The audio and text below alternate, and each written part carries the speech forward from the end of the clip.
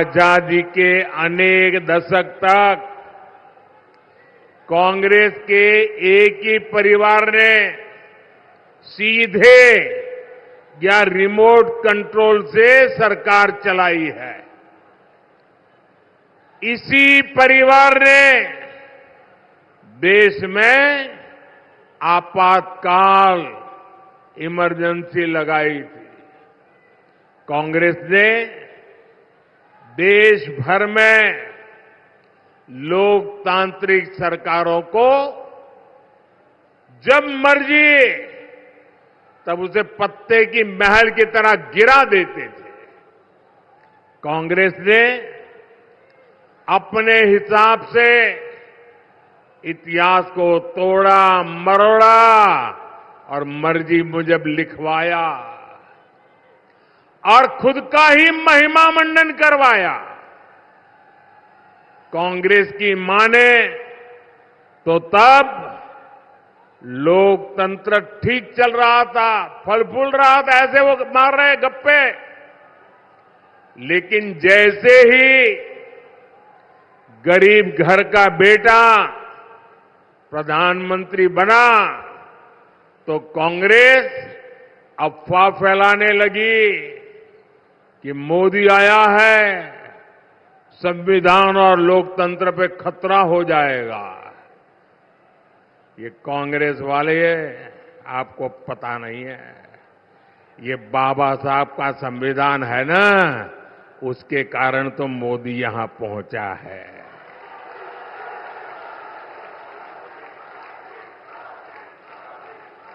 अब तो कांग्रेस का शाही परिवार धमकी दे रहा है, मोदी तीसरी बार प्रधानमंत्री बना तो देश में आग लग जाएगी।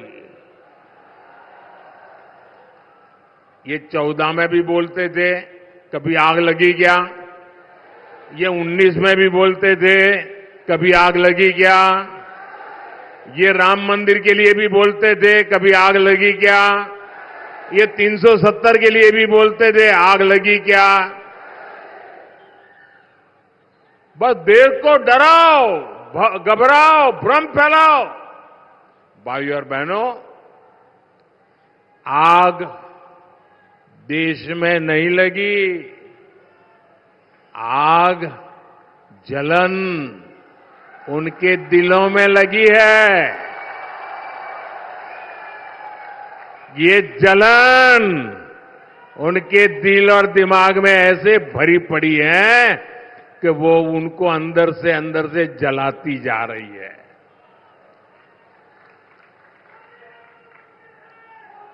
और ये जलन भी मोदी के कारण नहीं है, ये जलन 140 करोड़ देशवासियों का मोदी के प्रति प्रेम के कारण है।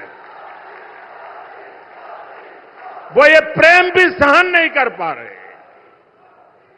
भाइयों बहनों, ये लोग 10 साल से सत्ता से बाहर है। 10 साल में ऐसे छटपटा रहे हैं जैसे उनका सब कुछ लूट गया, उनकी भावी पीढ़ियों का ही जैसे लूट गया। और कांग्रेस वाले अगर यही कारनामे करते रहेंगे ना, उनका तौर तरीका यही रहेगा, तो ये जलन उनको इतनी जला देगी कि देश आगे कभी मौका देने को तैयार नहीं होगा। और इसका कारण साफ है, आप दुनिया की स्थिति देख रहे हैं। युद्ध हो, अराजकता हो, अनिश्चितता की स्थिति, चारों तरफ एक धुंधला वातावरण बन गया है, आशंका का वातावरण बन गया है। हर कोई भय के साए में दुनिया में रह रहा है। कब क्या होगा, कौन सी मुसीबत आएगी, दुनिया थर थर कांप रही है। ऐसी दुनिया के लिए एक मजबूत और शक्तिशाली भारत बहुत जरूरी है। भारत आज और अधिक मजबूत होना चाहिए कि नहीं होना चाहिए? आज भाजपा भारत की सेवा में इसलिए लगा है क्योंकि भारत मजबूत बने, भारत सशक्त बने। अब मुझे बताइए, ये काम क्या एक अस्थिर, कमजोर, भ्रष्ट, स्वार्थी नेताओं का इंडी गठबंधन मजबूती का काम कर सकता है क्या? देश को मजबूत बना सकता है क्या? अरे जो पार्टी खुद को मजबूत नहीं बना सकती, वो देश को क्या मजबूत बनाएगी? आप मुझे बताइए भाइयों, शक्तिशाली भारत कौन बना सकता है? शक्तिशाली भारत कौन बना सकता है? मजबूत भारत कौन बना सकता है? सामर्थ्यवान भारत कौन बना सकता है? समृद्ध भारत कौन बना सकता है? शक्तिशाली भारत कौन बना सकता है? मैंने इतने सारे सवाल पूछे, मैं सोच रहा था आप लोग सही जवाब देंगे, लेकिन आपने तो हर बार गलत जवाब दे दिया। ये मोदी नहीं, ये आपका एक वोट कर सकता है, आपका वोट कर सकता है। आपके वोट की ताकत है जो देश को ताकतवर बनाएगी।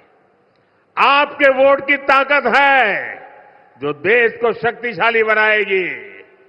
साथियों, 2025 में भगवान बिरसा मुंडा की 150वीं जन्म जयंती है।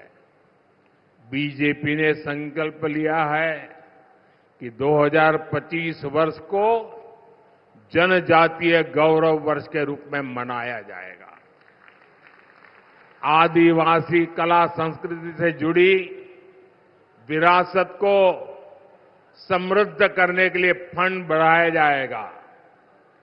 एससी, एसटी, ओबीसी के कल्याण से जुड़ी योजनाएं तेजी से जमीन पर उतरे, इसके लिए हर जिले में जो कमेटियां बनेगी, उन कमेटियों में एससी, एसटी या ओबीसी के कोई न कोई प्रतिनिधि उस कमेटी में रखे जाएंगे।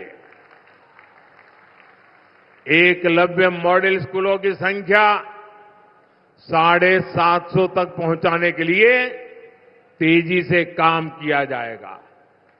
जनजातियों में भी पिछड़ी जनजातियों के लिए 24,000 करोड़ रुपए की पीएम जनमन योजना पर पहले से ही काम चल रहा है।